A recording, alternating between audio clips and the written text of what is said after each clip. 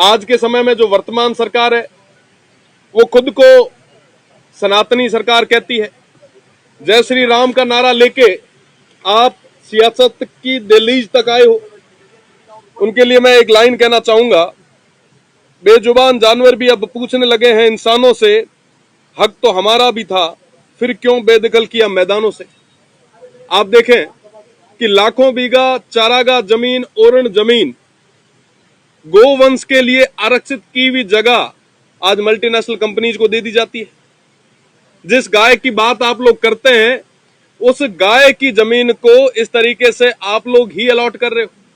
आखिर कौन सी ऐसी ताकतें हैं जो आपको दबा रही है, ये प्रदेश की जनता जानना चाहती है।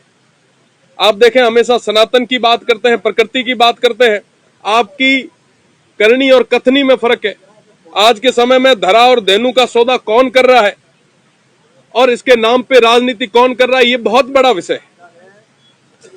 कोई संत कह के गए थे कि जिस धरती पर गाय के पैर रखने की जगह न बचे, उस धरती पर धर्म की दुहाई देना केवल पाखंड है।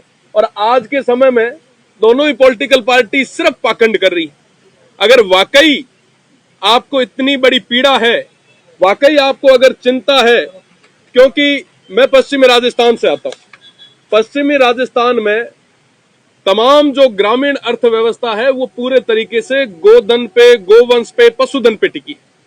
आज वहां की जमीनें अलॉट हो रही है, विपक्ष भी सो रहा है, पक्ष तो कर रहा है, विपक्ष भी सो रहा है, उसकी बात नहीं करेंगे साहब। लगभग 30 लाख गोवंश वहां है।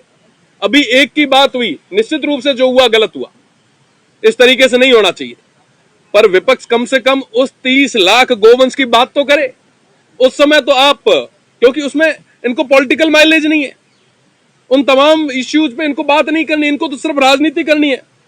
मैं कुछ दिन पहले की घटना आपको बताना चाहूंगा। जिस ऋषि और कृषि की बात वर्तमान में सनातन की सरकार कर रही है, इन्हीं के राज में सियाणी गांव के हमारे जो मठाधीश है, जो ग्राम पंचायत दूधाबेरी के राजस्व गांव सोखरू में, जहां 14,000 के आसपास गोचर जमीन थी, वहां पे गोचर को बचाने के लिए, क्योंकि वो बिना किसी एनओसी के, आपको पता होगा, जानकारी के लिए बता दूं कि राजस्थान पंचायती राज अधिनियम 1994 के तहत अगर कोई भी पंचायत की जमीन को किसी मल्टीनेशनल कंपनी या गवर्नमेंट कहीं अलॉट करती है तो उसके लिए एनओसी लगती है। कोई एनओसी नहीं ली गई, गोचर को पूरी तरीके से खत्म कर दिया जा रहा था।